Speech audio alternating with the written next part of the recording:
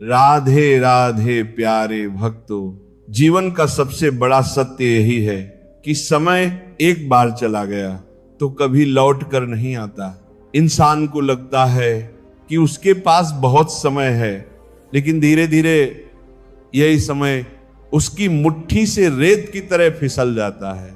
अक्सर हम ये सोचते रहते हैं कि अभी तो बहुत समय है, कल से मेहनत शुरू करेंगे, कल से पढ़ाई करेंगे, कल से काम करेंगे, लेकिन यही कल कभी आता ही नहीं ना। धीरे धीरे इंसान ये देखता है कि उसकी उम्र निकल गई, जवानी निकल गई, ताकत निकल गई और उसके पास पछतावे के अलावा कुछ भी नहीं बचा।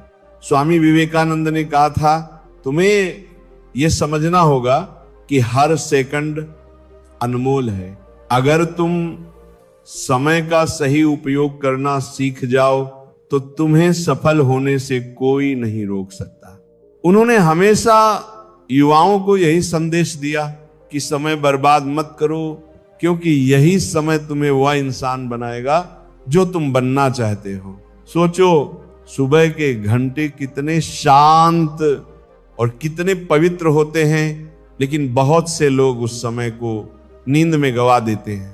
विवेकानंद कहते थे कि जो इंसान सुबह जल्दी उठता है और अपने दिन की शुरुआत अनुशासन और सकारात्मकता के साथ करता है, वही जीवन में आगे बढ़ पाता है। सुबह का समय सिर्फ शरीर को जगाने का नहीं होता, बल्कि आत्मा और मन को जगाने का भी होता है।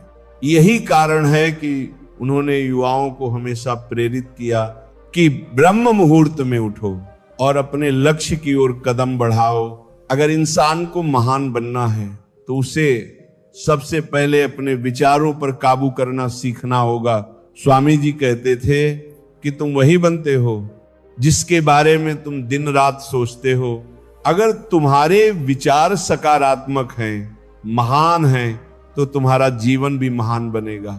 लेकिन अगर तुम्हारे विचार आलस्य, निराशा और नकारात्मकता से भरे हुए आए तो तुम्हारा जीवन भी वैसा ही हो जाएगा।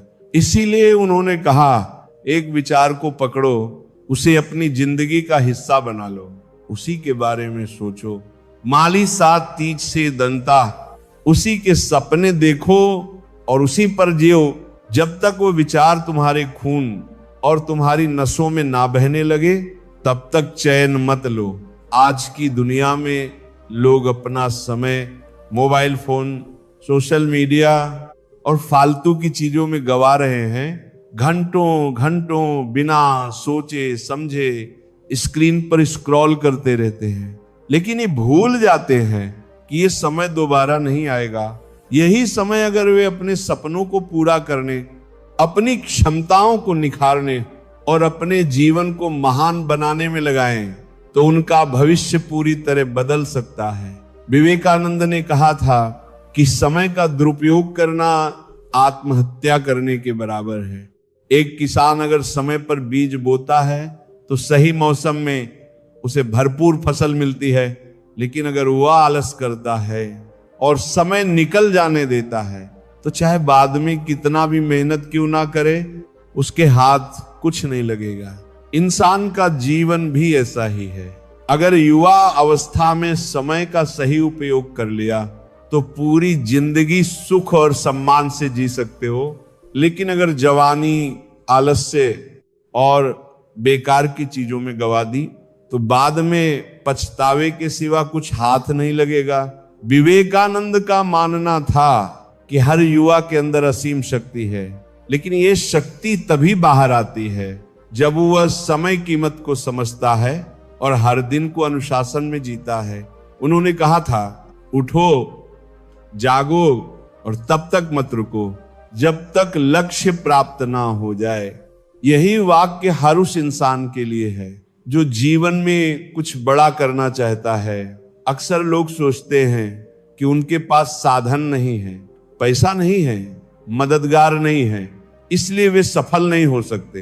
लेकिन विवेकानंद ने कहा था कि साधन और पैसा बाद में आते हैं, सबसे पहले चाहिए दृढ़ निश्चय और समय का सही उपयोग। जिसने समय को पकड़ लिया, जिसने हर पल को सार्थक बना लिया, उसके लिए सफलता सिर्फ समय की बात है।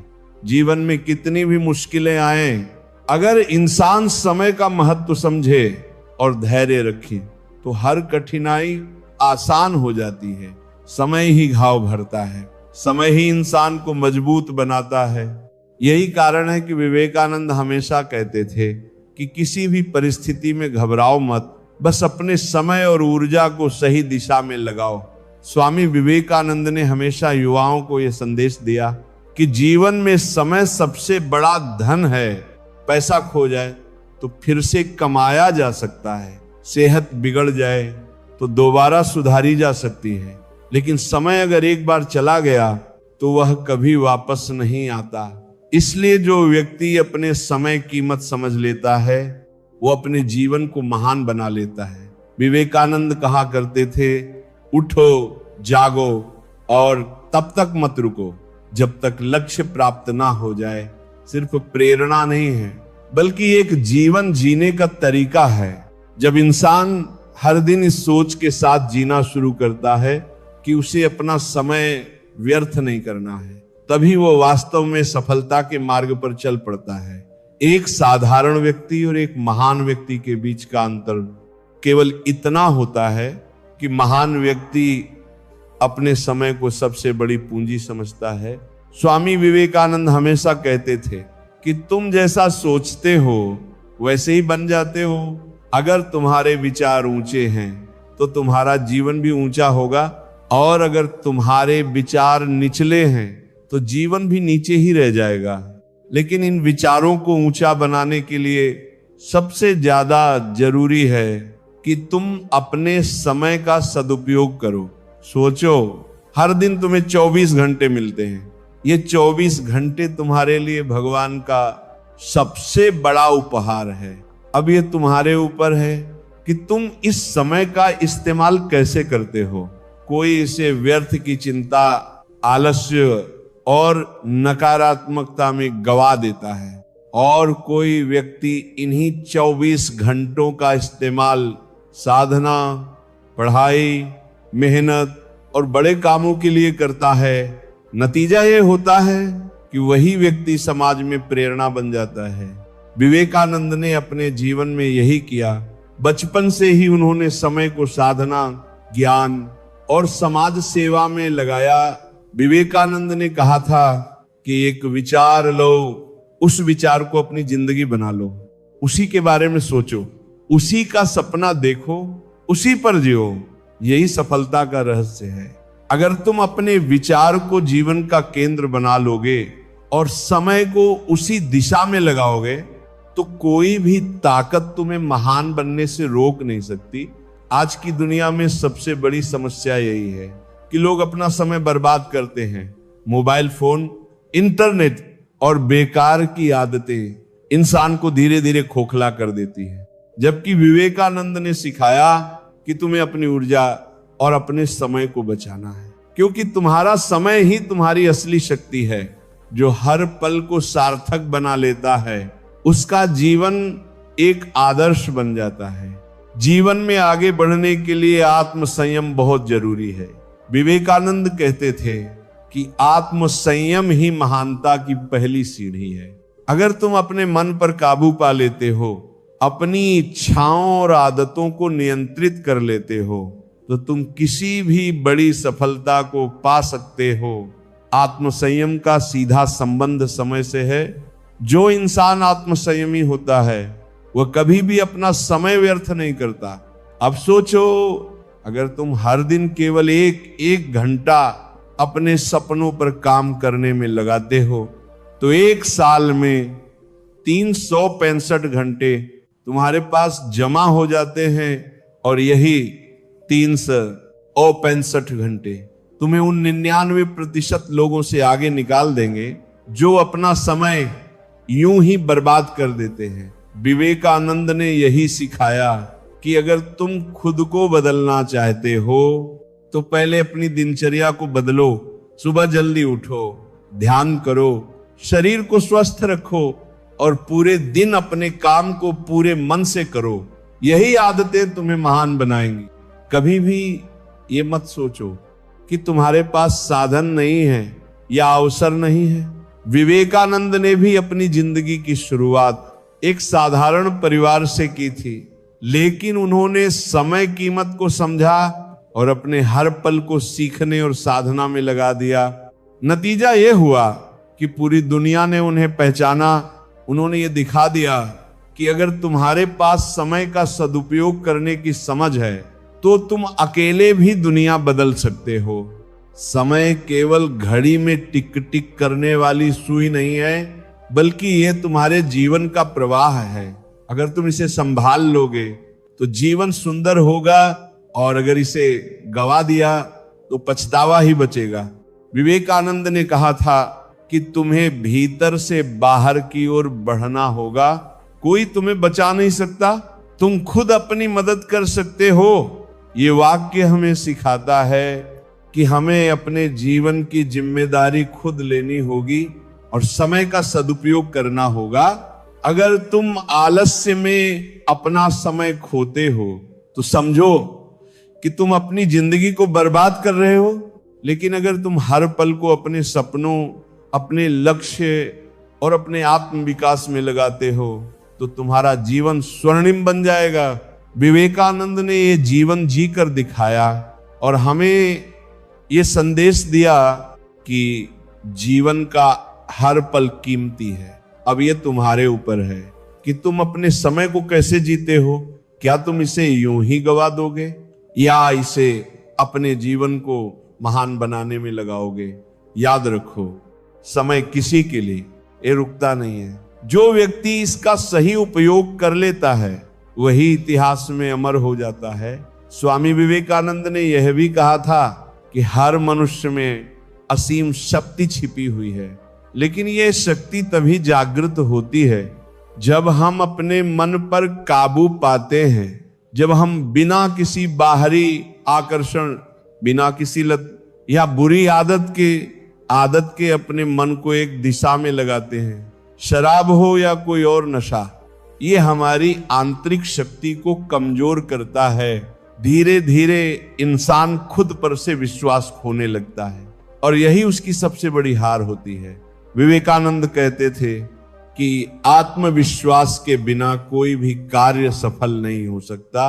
आत्मविश्वास तभी आता है जब इंसान का मन और शरीर दोनों स्वस्थ हों। शराब और नशा इन दोनों को कमजोर करते हैं। एक शराबी व्यक्ति ना केवल अपने स्वास्थ्य को नुकसान पहुंचाता है, बल्कि अपने परिवार का, अपने समाज का और अपने भविष्य का भी नुकसान कर बैठता है। बुद्ध और विवेकानंद दोनों ने यही सिखाया कि जीवन में संयम ही सबसे बड़ा बल है। जिसने संयम सीख लिया उसने जीवन जीत लिया। एक इंसान अगर अपनी इच्छाओं और आदतों पर नियंत्रण करना सीख जाए तो वह किसी भी परिस्थिति में हार नहीं मान सकता। आज के समय में लोग सोचते हैं कि थोड़ी सी शराब पीने से क्या फर्क पड़ता है, लेकिन विवेकानंद ने कहा था कि बुराई हमेशा छोटी सी आदत से शुरू होती है। धीरे धीरे वही आदत जीवन का सबसे बड़ा बंधन बन जाती है। यही कारण है कि हमें शुरुआत से ही बुरी आदतों से दूर रहना चाहिए। गौतम बुद्ध ने एक बार कहा था कि इंसान का असली धन उसका जागरूक मन है। अगर मन ही नशे से ढक गया, अगर मन ही अंधकार में डूब गया तो जीवन में प्रकाश कहां से आएगा। विवेकानंद ने भी यही बात अलग तरह से समझाई थी। उन्होंने कहा था, उठो, जागो और तब तक मत रुको जब तक लक्ष्य प्राप्त ना हो जाए। अब सोचिए, क्या एक शराबी व्यक्ति कभी इस लक्ष्य को पा सकता है? क्या उसका मन उतना स्थिर और शक्तिशाली रह सकता है जितना एक संयमी और स्वस्थ मनुष्य का होता है? दोनों महान आत्माओं की शिक्षा हमें यही बताती है कि हमें अपनी शक्ति को व्यर्थ नहीं करना चाहिए। हर इंसान के पास समय, ऊर्जा और जीवन शक्ति सीमित होती है। शराब, नशा और बुरी आदतें इस शक्ति को चूस लेती हैं। धीरे धीरे इंसान खाली हो जाता है। अंदर से टूट जाता है और उसकी आत्मा में अंधकार छा जाता है। लेकिन वही इंसान अगर विवेकानंद के मार्ग पर चले, अगर बुद्ध के बताए रास्ते पर कदम रखे, तो उसका जीवन बदल सकता है। उसे किसी बाहरी सहारे की जरूरत नहीं होगी, उसका आत्मबल ही उसका सहारा बन जाएगा। अगर आप सच में अपने जीवन में सफल होना चाहते हैं तो पहला कदम यही है कि किसी भी तरह की बुरी आदत, नशा या शराब से खुद को दूर रखें, अपने मन को साफ रखें, अपनी आत्मा को जागृत रखें और अपने लक्ष्य पर ध्यान लगाएं। यही विवेकानंद और बुद्ध का संदेश है। गौतम बुद्ध की बातें इतनी गहराई लिए होती हैं कि जब हम उन्हें सुनते या पढ़ते हैं तो लगता है जैसे वह हमारी ही जिंदगी की सच्चाई को खोलकर रख देती हैं। बुद्ध कहते थे कि इंसान अपने जीवन का निर्माता खुद होता है। हम जैसा सोचते हैं, जैसा बोलते हैं और जैसे कर्म करते हैं, वैसा ही हमारा भविष्य बनता है। ये बात सरल लग सकती है, लेकिन जब हम इसे गहराई से समझते हैं तो एहसास होता है कि हमारी हर छोटी सोच और आदत हमारे आने वाले कल को गढ़ रही है। बुद्ध ने समझाया था कि दुख का असली कारण हमारी इच्छाएं हैं। जब तक हम उनसे बंधे रहते हैं तब तक चैन और शांति नहीं मिल सकती। लेकिन इच्छाओं को दबाना समाधान नहीं है। असली समाधान यह है कि हम अपनी सोच को नियंत्रित करें और इच्छाओं की प्रकृति को समझें। उन्होंने ये भी कहा कि दुनिया में जो कुछ भी है वह परिवर्तनशील है, चाहे सुख हो या दुख, चाहे जवानी हो या बुढ़ापा, सब बदलता है। जो इंसान इस सच को स्वीकार कर लेता है उसका मन स्थिर हो जाता है और जीवन में उतार चढ़ाव से हिला नहीं पाते। उन्होंने करुणा और दया को जीवन का सबसे बड़ा धर्म बताया। बुद्ध कहते थे कि अगर तुम्हारे शब्द किसी के घाव को भर सकते हैं तो उन्हें कोमल बनाओ। अगर तुम्हारे हाथ किसी की मदद कर सकते हैं तो उन्हें व्यस्त रखो। दूसरों की भलाई में ही हमारी भलाई छुपी हुई है। जब इंसान स्वार्थ से ऊपर उठकर दूसरों के लिए जीना शुरू करता है तभी असली संतोष मिलता है। बुद्ध ने ध्यान और जागरूकता पर विशेष जोर दिया। उनका मानना था कि इंसान के दुख और उलझने उसके बिखरे हुए मन से पैदा होती हैं। मन हर समय या तो अतीत में भागता रहता है या भविष्य की चिंता में उलझा रहता है, लेकिन जीवन केवल वर्तमान में ही है। जब हम वर्तमान में पूरी जागरूकता के साथ जीना सीख लेते हैं तो हमारे भीतर शांति और स्थिरता पैदा होती है। उन्होंने यह भी सिखाया कि क्रोध, घृणा और ईर्ष्या हमारे सबसे बड़े शत्रु हैं। जब हम क्रोध करते हैं तो हमें ही भीतर से जलाता है। बुद्ध कहते थे क्रोध को पकड़े रखना ऐसा है जैसे जलते हुए कोयले को हाथ में पकड़कर दूसरे पर फेंकना। सबसे पहले जलने वाला तुम खुद होते हो।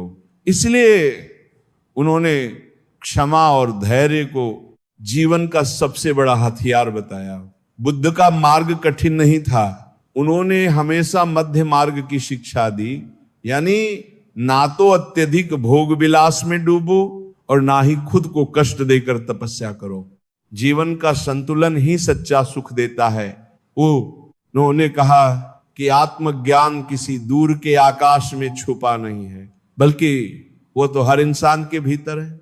बस हमें अपने मन की परतों को साफ करना है और ये तभी संभव है जब हम सही आचरण, सही विचार और सही ध्यान का अभ्यास करें। जब कोई शिष्य उनसे पूछता कि गुरु हम सच्ची शांति कब पाएंगे, तब बुद्ध कहते जब तुम ये समझ जाओगे कि तुम जिसे पकड़ कर बैठे हो वही तुम्हें दुखी कर रहा है, तब तुम स्वतः छोड़ दोगे।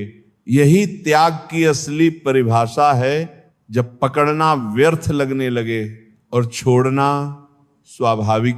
बुद्ध के उपदेशों का सार यही है कि जीवन को सरल बनाओ, वर्तमान में जियो, करुणा रखो और अपने मन को स्वच्छ करो। जब हम इन शिक्षाओं को अपने जीवन में उतारते हैं तो ना केवल हमारा जीवन बदलता है बल्कि हमारे आसपास की दुनिया भी रोशन होने लगती है। मनुष्य का जीवन एक अनमोल अवसर है। ये केवल सांसें लेने और समय बिताने का नाम नहीं है, बल्कि अपने भीतर छिपी हुई शक्ति और ज्ञान को पहचानने का अवसर है। लेकिन अधिकांश लोग इस अवसर को साधारण समझकर गवा देते हैं।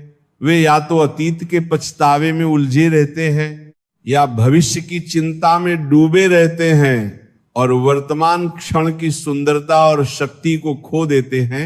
गौतम बुद्ध ने अपने जीवन में बार बार यही समझाया कि सच्चा सुख और सच्ची शांति केवल वर्तमान क्षण में ही है।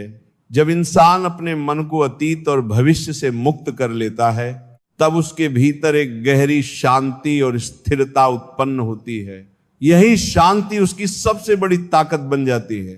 लेकिन मन बड़ा चंचल है, वो एक जगह टिकता नहीं। कभी पुराने दुखों को याद करता है, कभी आने वाले समय की चिंता में खो जाता है। इस भटकाव के कारण ही इंसान की ऊर्जा व्यर्थ जाती है।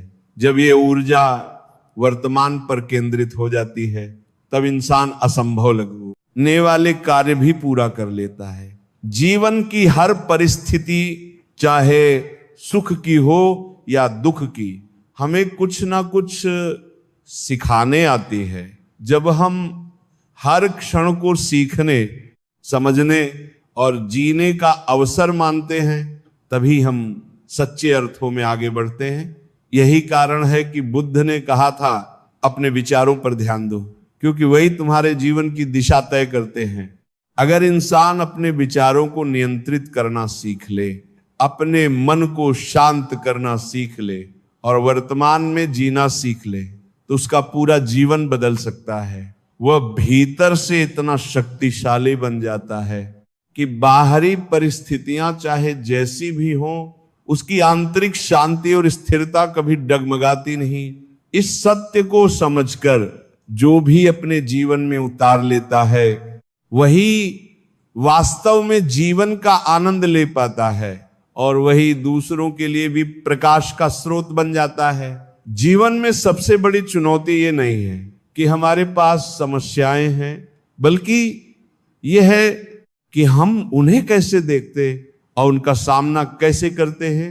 हर व्यक्ति के जीवन में उतार चढ़ाव आते हैं, लेकिन वही इंसान आगे बढ़ पाता है जो कठिनाइयों को अवसर की तरह लेता है।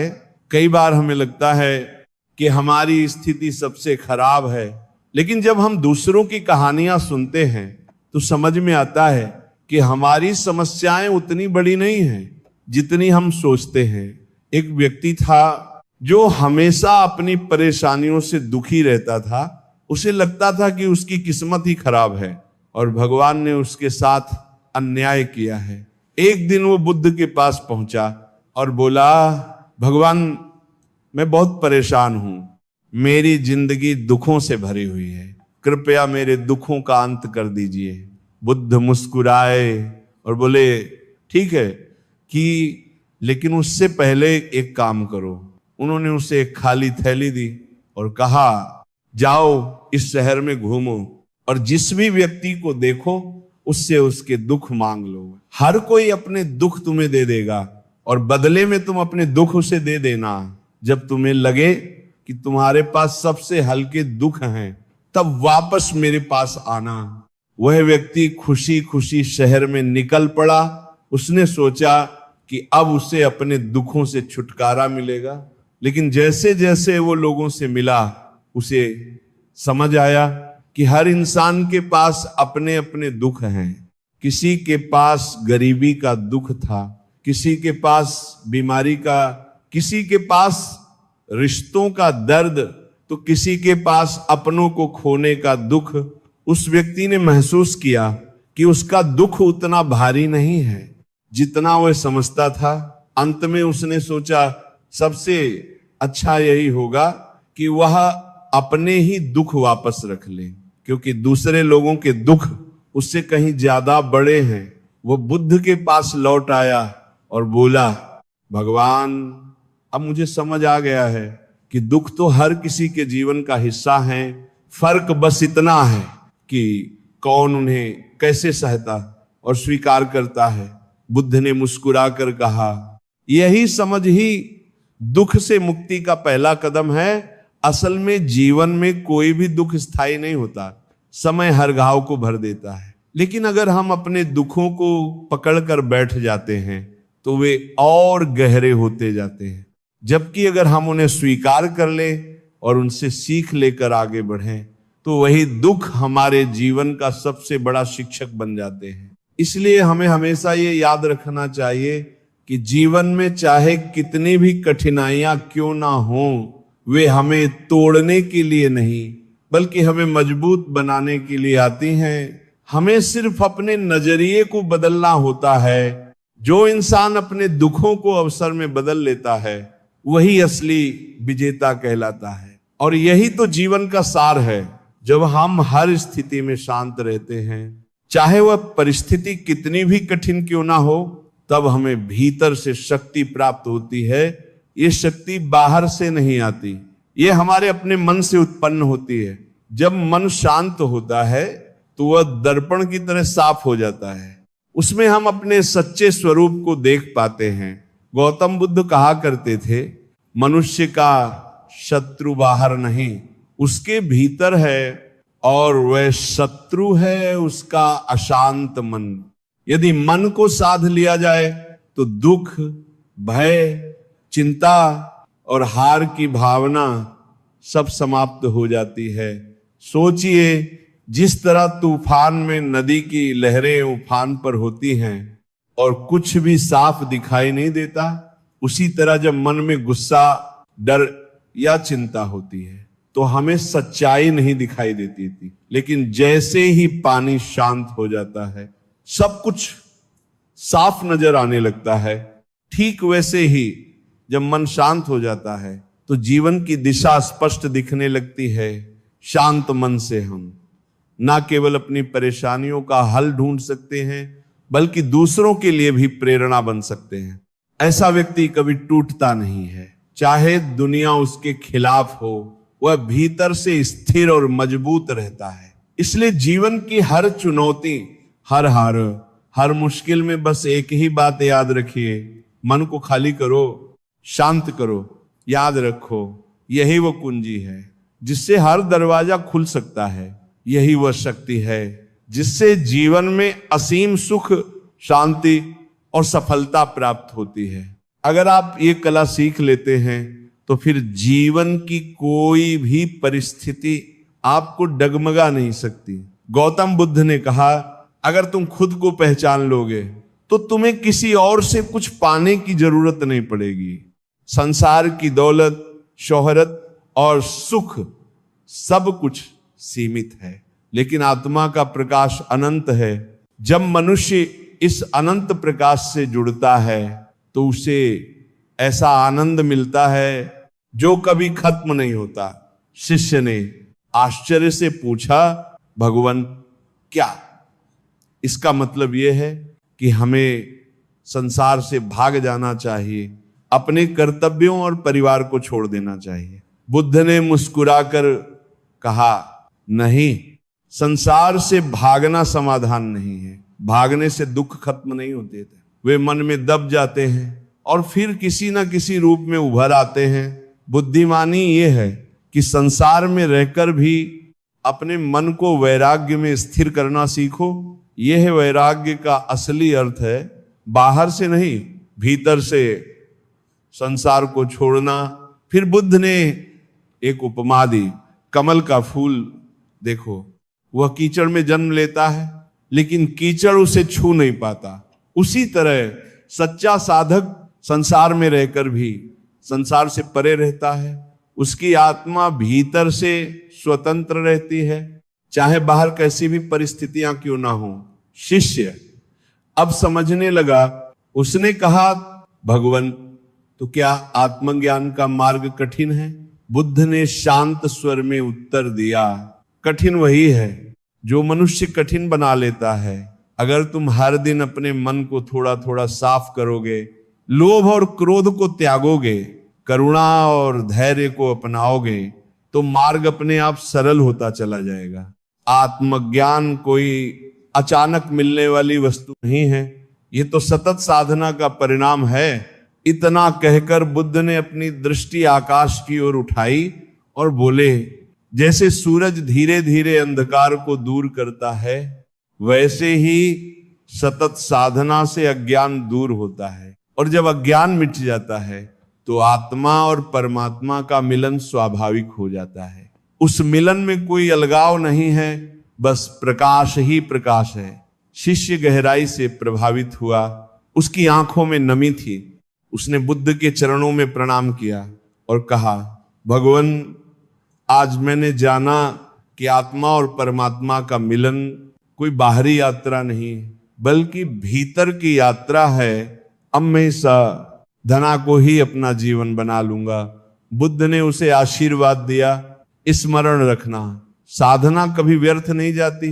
एक एक क्षण का प्रयास आत्मा को परमात्मा की ओर ले जाता है। धैर्य रखो, सत्य पर टिके रहो और करुणा को कभी मत छोड़ो। यही मार्ग है, यही मिलन है। धीरे धीरे अमन अपने जीवन में बदलाव महसूस करने लगा।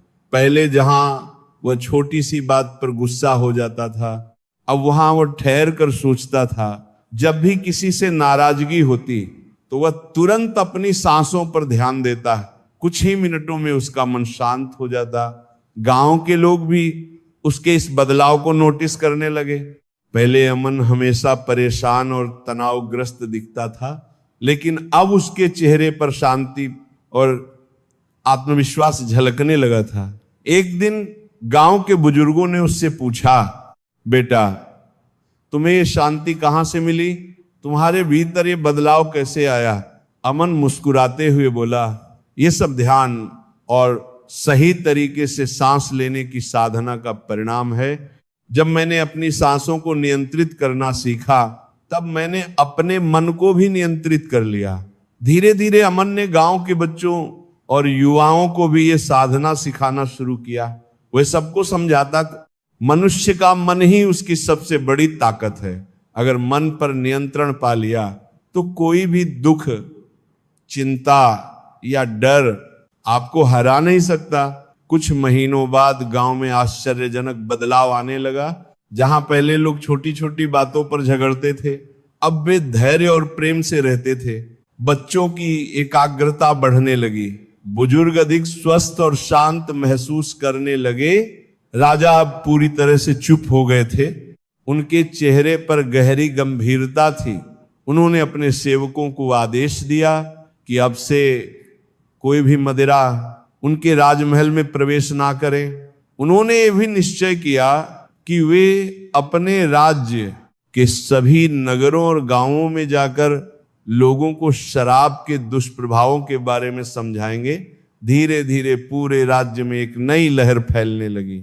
लोग समझने लगे कि शराब न केवल धन और स्वास्थ्य को नष्ट करती है, बल्कि घर की शांति, परिवार का सुख और इंसान की आत्मा तक को जला देती है। राजा ने एक सभा बुलाई और उसमें कहा, सच्चा सुख मदिरा पीकर नहीं बल्कि अपने मन पर विजय पाकर मिलता है। जो व्यक्ति अपनी इच्छाओं को नियंत्रित कर लेता है वही सच्चा विजेता है।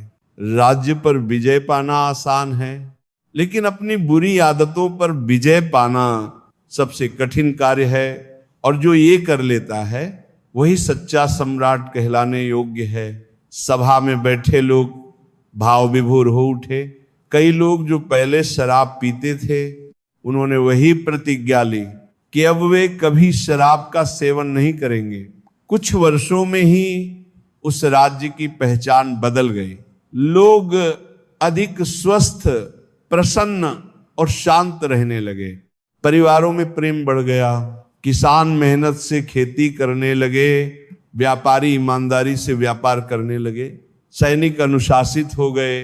गौतम बुद्ध ने राजा से कहा, हे महान राजन, तुमने आज अपने राज्य को ही नहीं बल्कि अपनी आने वाली पीढ़ियों को भी विनाश से बचा लिया है। तुम्हारा ये निर्णय एक दीपक की तरह है जो सदियों तक राह दिखाएगा। राजा ने विनम्रता से सिर झुका दिया। उस दिन से उनका जीवन पूरी तरह बदल गया।